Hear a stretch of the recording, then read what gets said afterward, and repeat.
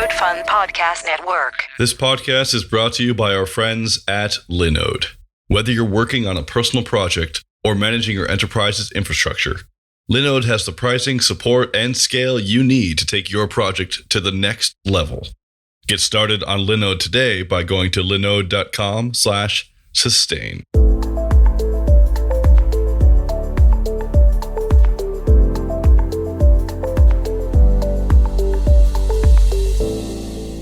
Hello, everyone, and welcome to Sustain, the podcast where we talk about sustaining open source in the long haul. Who are we? Where are we going? How did we get here? Where's the README file, etc., etc.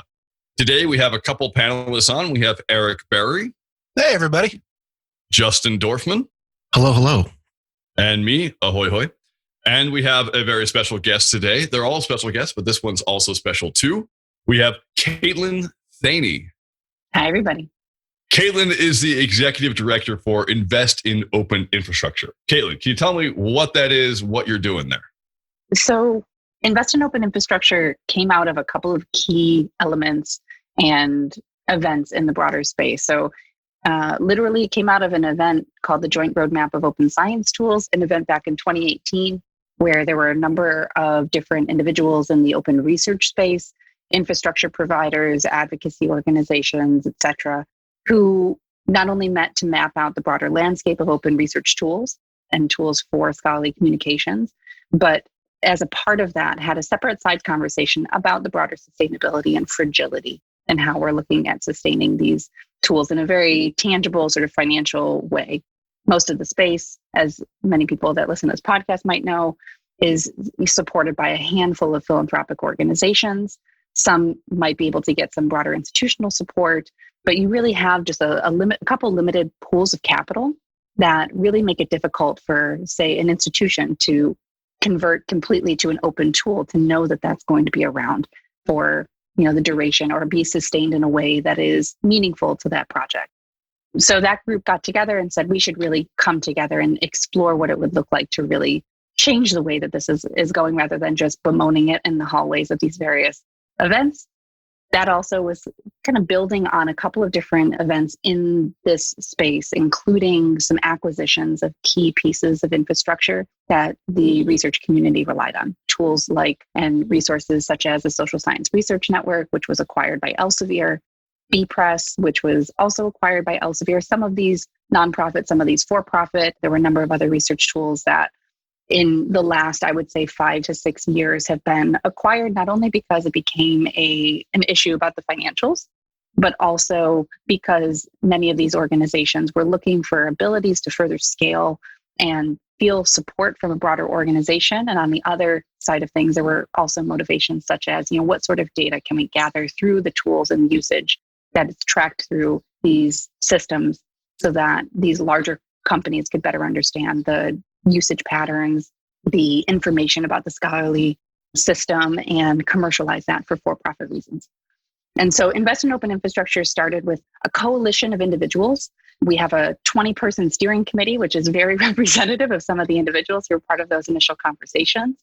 And in 2019 was able to receive some support through Schmidt Futures to really turn that into something that is staffed with a person, being me, and see what we could start to do to create not only a clearinghouse for these sorts of resources to help elevate the conversation around what sustainability and durability looks like for community-owned and operated infrastructure, open tools and technology, but also help serve as a catalyst for these sorts of conversations in the space, but rooting that in an evidence-based sort of fashion, which I'm happy to talk a little bit more about.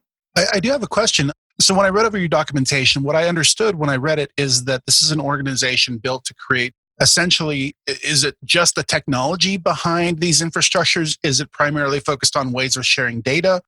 Help me understand exactly what the end goal is in very, very simplistic terms so I can understand it. No, it's a great point. And worth caveating by saying that my first day on this job was also the day that New York City went into lockdown. So I'm about 10 weeks into the role. So there's been a number of different efforts led by members of the steering committee to help build momentum in the time prior from 2018 through this past March. But part of, I think, what, you're articulating, which I totally hear, is the fact that as we start to move this stuff forward, better communicating that. What I see IOI's sort of value add in being, and in particular, I'll get to it in a second, how this reacts to the current moment in time and how it reflects sort of the current moment in time. But so there were a couple different schools of thought. One, in terms of, okay, for IOI, not necessarily in building the technology. There's a lot of people that are doing that. More so in terms of what we can do to start surfacing cost sharing models, ways of pooling risk, other sorts of supports to not only increase the actual amount of capital in the broader space to sustain these tools. And some of the things that kind of cater to that are, if we better understand what the models already are employed and how many tools might be, looking at further funding or in need of further funding that we rely on, can we gather more information there through not only landscape analysis and census-like tools, but also doing more of a deep dive to help provide those recommendations to key decision makers. So philanthropic funders, government funders, institutional decision makers, what do they need to essentially create the business case to move towards these tools? That is kind of one key area that I think IOI stands very firmly in. And so we're really working on building out not only that set of criteria for how we assess what counts as open infrastructure and along which lines. This is something we've heard a real need for. Even say, for example, someone that's in a library that's looking to make purchasing decisions that advances open technology. What can they put up in front of their colleagues to say, these are the ways in which we're evaluating whether something here is interoperable with our other systems or is open in a way that we feel comfortable with to advance scholarship. Other example would be, say, the European Commission that's looking to build out, say, an open science cloud and is having a request for proposals for different platforms for people to bid on that. Can we have something there that we say, when we say open, this is what we mean? And so there's been a couple of different efforts and standards-based efforts to values and principles-based efforts to do that we're looking to kind of stitch together so that we can bring some clarity to the space. The second component is really to see what we can do to serve as a key support for those two decision-making groups that are in many ways not only the key drivers of much of the innovation and sustainability for this space, given the capital and the investment. They also reflect very different phases of investment, with the philanthropic funders and government funders often supporting the 3 to 5 year kind of timeline and more on the innovation side, with institutional supporters often carrying the longer term investment of not only time, but also capital for some of these projects.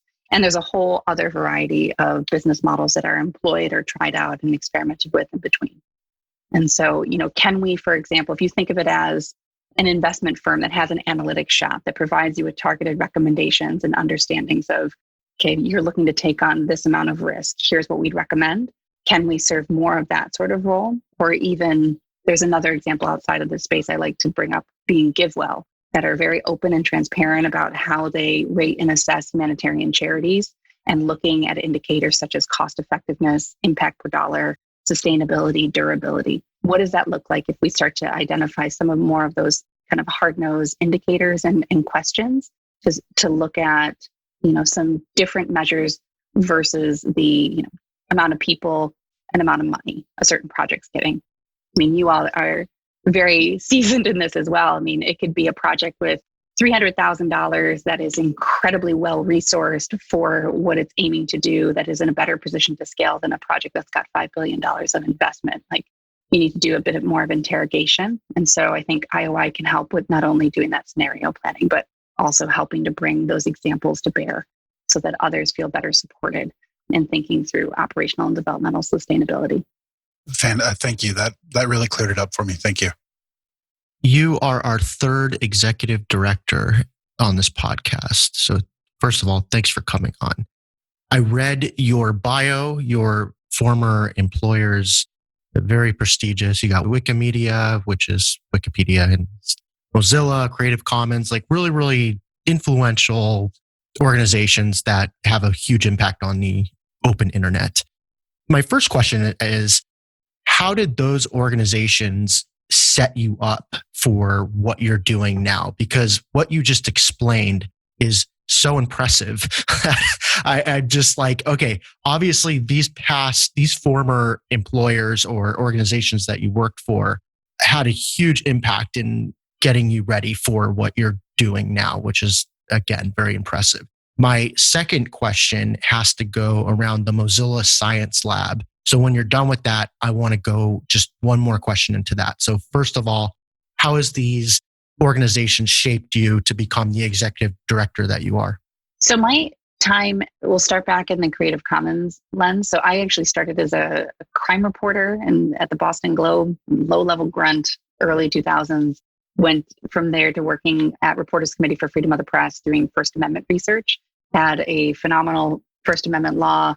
And this was back when, I would say, early 2000s. So right when we started to see the various books and momentum around Creative Commons, but books out by Larry Lessig and others on the Creative Commons board around cyber law and more of the discussion there around how technology and law come together. And so when I originally started working with Creative Commons, it actually was predated by working with Hal Abelson at MIT, who is a legend in his own right, not only in terms of being one of the founding directors of Creative Commons, but also very much someone that I'm very happy I did not Google before I took a job helping with a research alliance that he was working on with Microsoft around education technology, and understanding his deep, deep roots, not only in computer science, Free Software Foundation, open courseware, you name it. There's so many areas in which Hal's work has touched.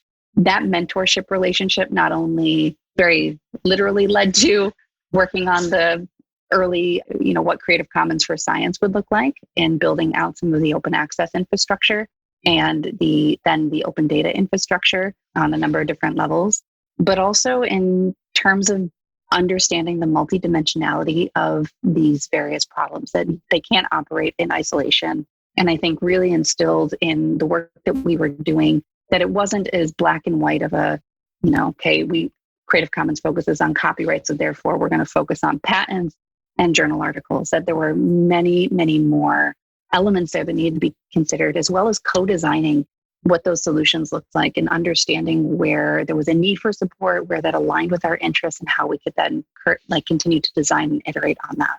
And so I really applaud the work of not only those initial kind of team members, but also those initial board members, thinking of Hal Abelson, Larry Lessig, Mike Carroll at American University, Jamie Boyle, and his work on the public domain at Duke, because they were so heavily invested in our work and really helped shape our, my thinking in terms of understanding how to, build with, not for, to borrow from Lauren Ellen McCann, and do so in a way that understands the other elements beyond the physical infrastructure, beyond the software, beyond the actual tactical solution, and understanding those social dynamics as well.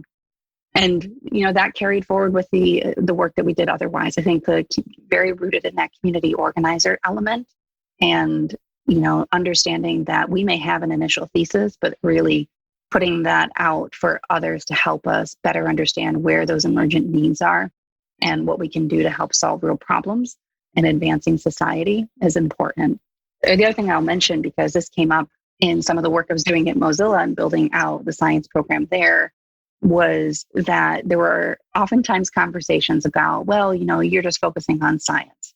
What sort of broader benefit does this have for the space? I mean, you all know the deep roots that open source has and, software and the internet have in science. But beyond those initial stories, I think there's also a really interesting kind of proof space that this sort of work allows for, because, in terms of moving decisions forward, it's not just talking about researchers. It also touches those in the, education sector, universities, policymakers, for-profit tech, nonprofit tech, all of these various elements that, by their very nature, help bring and help incubate different solutions that you can then apply to broader society. And then the last thing is to speak to the work that I was doing at Wikimedia.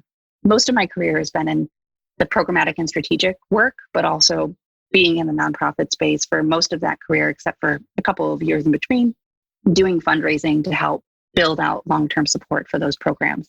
The work that I was doing at Wikimedia, I had the opportunity to join and help build their endowment for Wikipedia and other free knowledge projects. That largely came from a very similar motivation as, joining Invest in Open Infrastructure had, in terms of recognizing the fragility and how we are, building out supports for this space.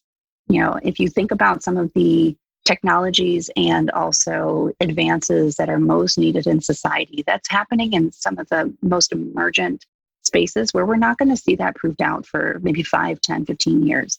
But that doesn't mean that you don't keep doing that sort of innovative work. And this also came at a time, in 2017, where we saw a number of these sort of labs-based R&D operations hit their 3 to 5 year funding mark, if not maybe 7 if they're lucky, and get divested because of, funding crunches, rather than understanding how critical those were to society. And so the opportunity to join Wikimedia to say, when we talk about sustaining open, can we do so in a way where we don't need to spend the first 20 minutes explaining the value of open, and more so just talk about, everyone knows Wikipedia, the brand people know and love, they rely on, it's embedded in our day-to-day lives. How can that help not only provide real long-term support for that work and that ecosystem, but also wedge that door open so that we can hopefully have a different conversation about what it means to not just endow something like that, but treat that as the institution with permanence, that we need to start talking about some of these other tools that otherwise I feel got caught in I can't touch the columns on the outside of the building. So, what do you mean it's going to be around for a long time? So hopefully helping to shift that conversation. And that's how you were shaped to do what you do now. Okay. Mozilla Science Lab. For those who don't know, it's mozillaScience.github.io. You have a call to action called Get Credit for Your Code. What is that, or what was that? And how did your team come up with it? Just the history. I'm curious. Absolutely. So Mozilla had a number of community-driven programs. They've since deprecated and sort of brought those kind of best elements into the broader work. There was a shift around 2017, 2018. But when I joined in 2013, understanding, that there were some really deep relationships that we wanted to develop to advance certain aims to support and mobilize others on the open web in not only science, but advocacy, education, et cetera. The Science Lab in its early days, we had a couple of key tenets that we were exploring. So we were looking at the digital literacy. So in terms of computational training, in terms of, the further development of resources, including like what the open leadership curriculum originally started as was a working open workshop of really taking to task our assumptions that people knew what we meant when we said that we work in the open, and actually providing some resourcing there. But beyond that, in the community development component, we really wanted to start to demonstrate what it meant when you had the longstanding history of Mozilla in the open source space brought to bear on the research community, as well as with all of these other sort of tenets around open access and open data and open code and broader open science. A lot of opens to include in a sentence, but you know what I mean. And so that prototype actually came from a number of discussions we were having with others who were thinking about this space in not only the data repository side, also in terms of colleagues that we had at GitHub that came from this space as well, to say, what would an initial prototype be to start showing what a future state of this work could look like? Are there ways in which we can take what we've already started to apply in the data space of taking, for example, the longstanding history of digital repositories for content and preprints and papers and, all of that element there? Can we start to apply that to, having data then be treated as a research object and be cited and made available to others? Now, what does that look like if we further extend that to code beyond just the repositories themselves, but starting to say, okay, this is something that we know in terms of research software engineers, their publication record might be different, but they, it might not necessarily be as prolific as other researchers in their labs, but their contribution might be much more significant in some ways because of the work that they're creating that others heavily rely on. And so that was kind of one of the initial demonstrations. Those tools that we kind of crafted were meant to serve as conversation starters and experiments, and then have been picked up and brought into other elements of dialogue across a number of different groups. So, Richard, I know, you've been involved in some of the software sustainability space. So, carrying that forward into that conversation, into some of the scholarly communication conversation. And the last thing that I'll mention is like going back to like the initial Creative Commons work that we were doing in this space. When we were talking about the materials involved in research, this was back in 2006 to 2010. We were very much anchored in the physical material. So like the cell lines, the, mouse models, which, just in a matter of a few years, we saw very rapidly evolve into also including the underlying software and code. And so, what can we do to start to lay that groundwork, show people what's possible, and hopefully start to change behaviors and minds. Thank you so much. It's really wonderful, just the breadth of knowledge you draw on, because I feel like it's just everything talking at once and all these, and it's so high level that it's beautiful to watch. I didn't know that you were a reporter at the Globe. I apologize, because I've been saying Spotlight, kind of in reference to Spotlight, every time we have our Spotlight episode. And I just want to say I'm sorry, but maybe also get permission to keep doing that. Oh, I don't know if I can. I can't credit myself on Spotlight. My desk was right outside of where they were, but I mean, wait a minute. Didn't they have like a movie about that? They Spotlight, did. yeah, the movie about Spotlight, which is the investigative department of the Globe. So I never thought that this would happen. So first off, just that. Great movie. Everyone should go watch it. It's wonderful. Another thing I wanted to say is that I was just a person in a chair. I had a scholarship to go to most of the WSSSPE conferences. So don't blame me for being involved at all. I'm very little. Your name is actually much more important there, and you were much more included in those conversations. So thank you so much. I have two larger questions to follow up on. One of them is, you've mentioned Elsevier at the beginning and some acquisitions, and I'm not sure that all of our listeners know how big a force Elsevier is in the research world. And I know that it's probably hard to talk about in some way as the executive director of IOI, but I would be really curious to get your take, just for our listeners, to describe what Elsevier is and how they represent what's happening in academia right now. And then I want to eventually move on to COVID, because I think that's, while you started this initiative before COVID happened, I think it's particularly interesting now what's happening. And I want to know how you've adapted and how you've changed and what's happening moving forward. So could you describe Elsevier a tiny bit? You bet. So Elsevier is there's a whole spectrum of publishers in this broader space. Elsevier sort of represents one of the largest, most established publishers, but also very known for its kind of closed access models. Many of these publishers have started to bring in more kind of open access imprints or hybrid journals and a number of other things. But in terms of the broad spectrum, from the most open access, affordable journal system, if you even look at the open journal systems and the Public Knowledge Project, Public Library of Science, things like that, all the way up to, say, Nature, and then Elsevier. Elsevier is really on that far end of the spectrum in terms of the number of articles and journals that they support, but also in terms of being one of the most cash-rich businesses in the space. And so there have been a number of efforts that have, and they also have an extensive research intelligence operation as well. They are extremely, extremely profitable. And so when it comes to, and it kind of ties into some of the COVID elements as well, when we talk about the broader sustainability for many of these tools, there are essentially kind of what we think of as fire sale moments where, when there is a big strain on the system, and right now we're looking at an economic shock we have not seen in our lifetime, as I think many are aware of.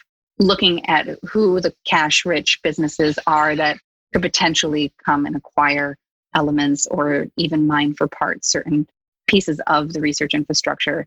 And many of these tools and services also help not only provide kind of significant functions, but also have data that's really attractive to an organization like Elsevier. So it's not necessarily about just recreating or providing a stable home or incubating many of these tools.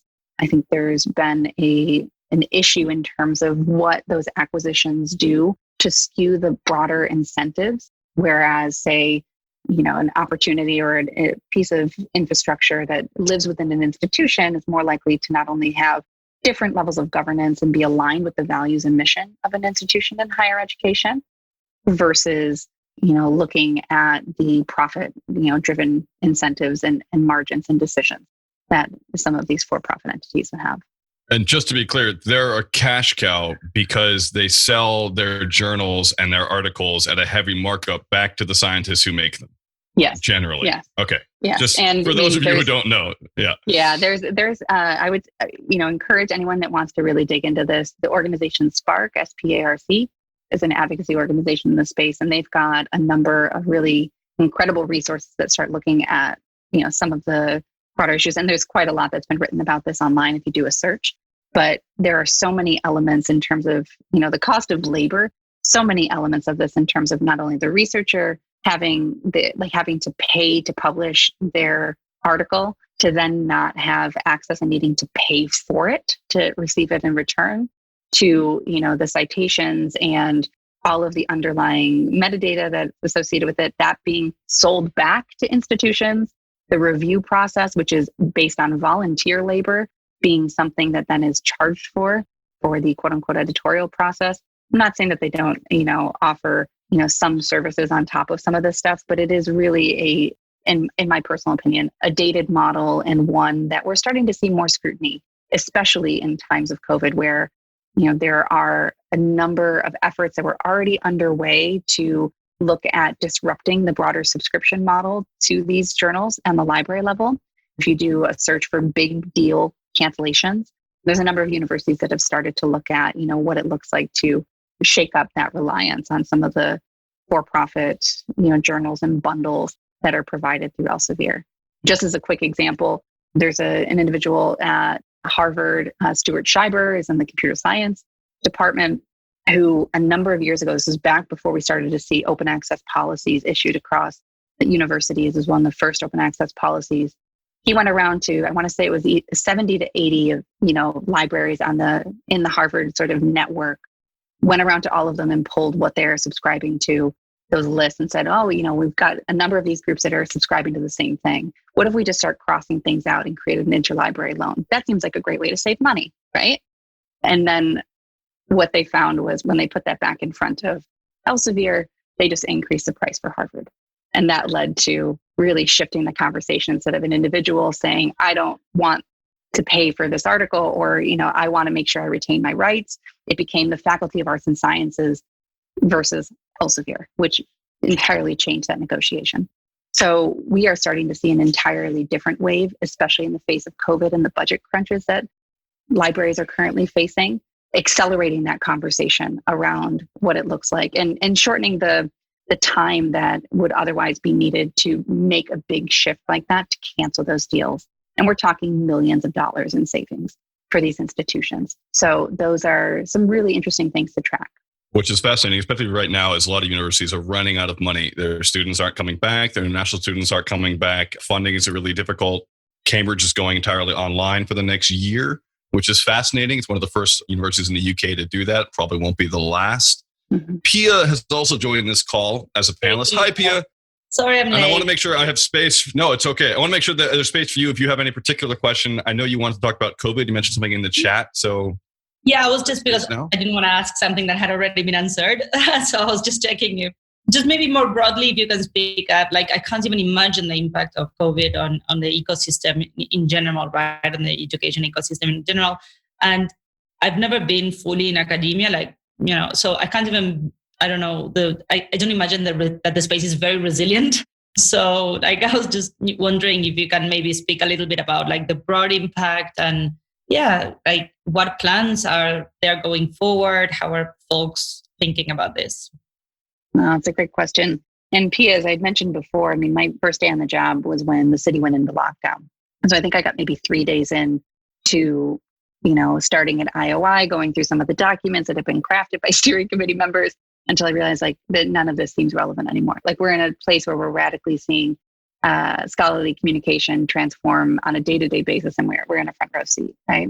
Not only with libraries that were rapidly closing at the time, businesses that are shuttering, the reallocation shock in terms of what that means for labor and staff and all of that, as well as elements in terms of infrastructure that we're starting to see radically shift in terms of not only scaling and the reliance on those tools and the need, but really pressure testing them in really different ways. And so invest in open infrastructure as an entity that can provide support and targeted research and insights as a trusted partner for key decision makers in the space, kind of funders and institutional decision makers, I think is in a really interesting spot. And what we not only shared out with a number of colleagues in this space, but also our steering committee was, where can we be most helpful?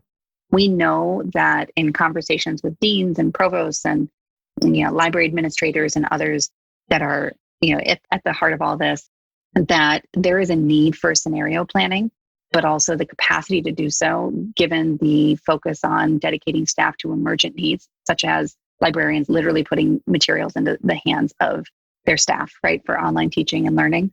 Knowing that there's also universities, in terms of their resilience, they operate very slowly in many cases, frustratingly slowly for many. But there's a small window that we're looking at right now to shift the way in which higher ed and the academy operate. And so on our end, what we've started to put forward and bring together some initial partners, which we'll be writing about more in the coming days, is a piece of work and research over the next few months to start to say, okay, listen, we have an opportunity to shape the future of open scholarship.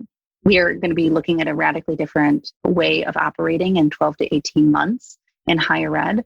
What can we do to start coordinating that planning, as well as looking at, possible interventions, crosswalks with open services, cost benefit models, as well as models for sharing resources and also risk that can not just lock us into our existing commercial relationships and vendors. And I say we being individuals in the higher ed space, but really use this time to, instead of looking at that kind of survival mentality, looking at what we can look at to, recover and build that resilience. And so there's some work that I've been looking at in terms of preparedness models from the public health space and how you coordinate, national, regional decision-making and also build capacities out, knowing this is not just a one-time deal, but we need to also understand how we can further coordinate this level of cooperation moving forward. And we've got about 10 to 15 institutions that have signed on so far. We're going to be putting out a broader call for interviews so we can get a better sense as to their realities and start synthesizing that, which I will share with you all as well, because we'd love to gather as much information as we can. That can't be seen as space as competitive as the academic space, right? Like bringing everyone together to collaborate seems like a daunting task. I'm really glad that you're taking that. Yeah. Well, and I think what we can provide is, again, the understanding is there that this is a really significant shift and that someone needs to look at the multiple dimensions, involved in, for example, the future of university presses, scholarly societies, research data infrastructure, the fact that openness will be more radically accepted, if not demanded, and we need to look at interoperability. These are really big problems that we need to accelerate the timeline for.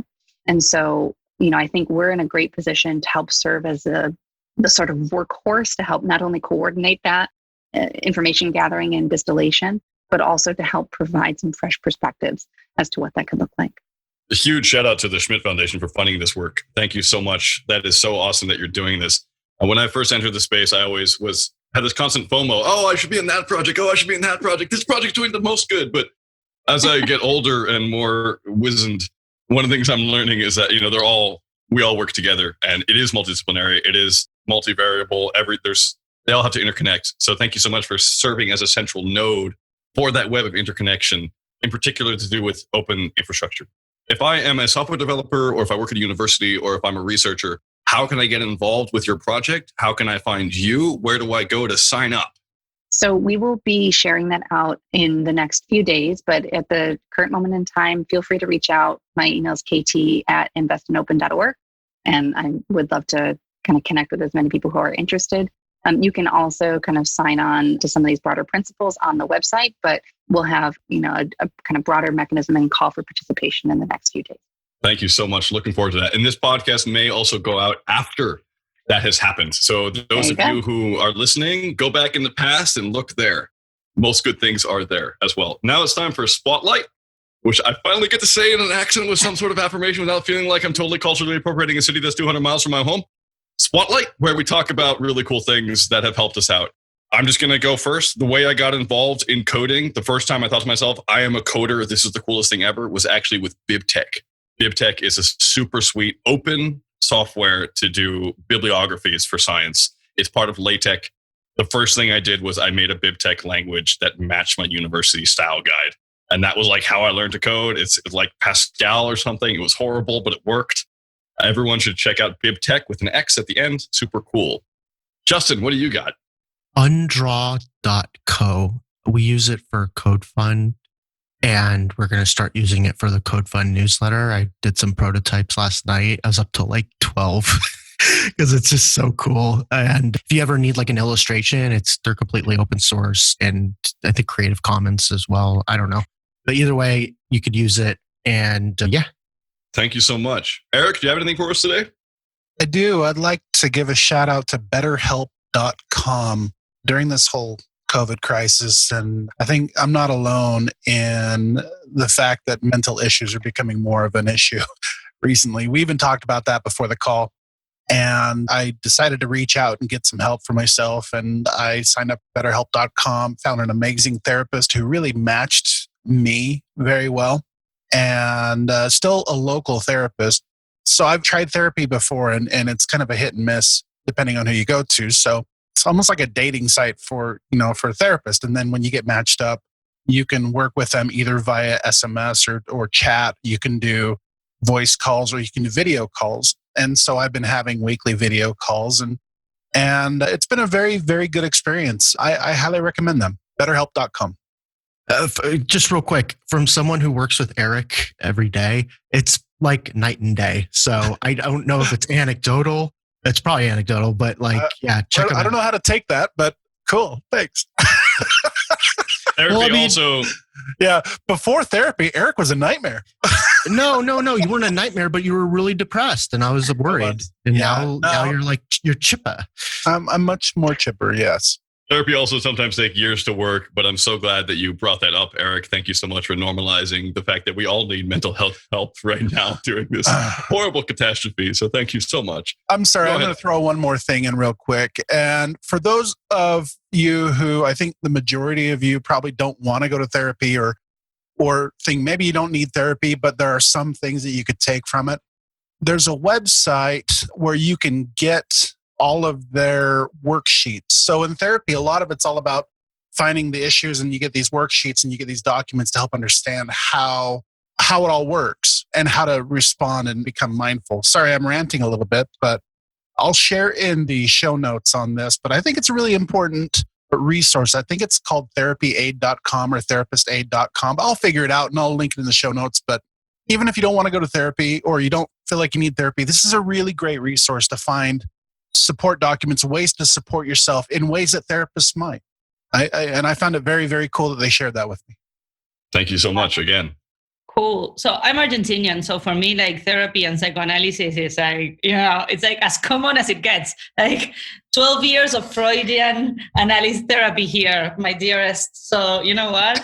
All right. So my spotlight for today is very funny. It's very similar to Justin's, which of course I didn't have a spotlight. And I remember when he said his, so whatever. It's called Excalidraw. And I actually used it yesterday to do a mock-up, which I had never done. And it's ugly, but it worked. So Excalibur, but Excalidraw.com, open source project to do really cool, easy mock-ups there. Awesome. That's Excalibur, right? Excalidraw. Excalidraw. Okay, thank you. Excalidraw. Thank you so much. And Kaitlin, last but not least.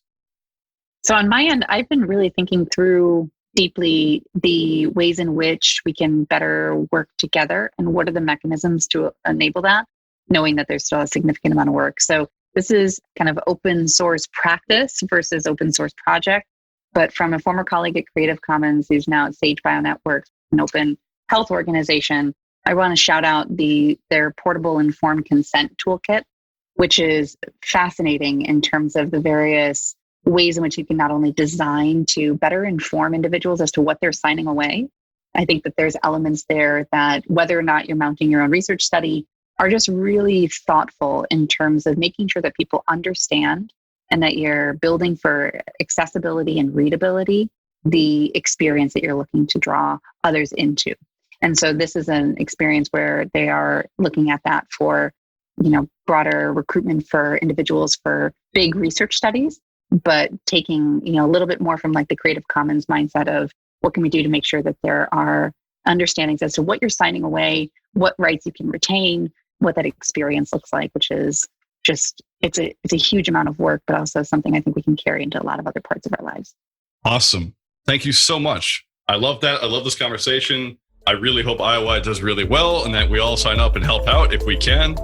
And thank you for holding a space today. That's it. Oh, my pleasure. Thank you. Thanks, everybody. Thank you. This podcast is brought to you by our friends at Linode. With 11 data centers worldwide, including their newest data center in Sydney, Australia, with enterprise-grade hardware, S3-compatible storage options, and their next-generation network, Linode delivers the performance you expect at a price that you don't. Get started on Linode today by going to linode.com/sustain.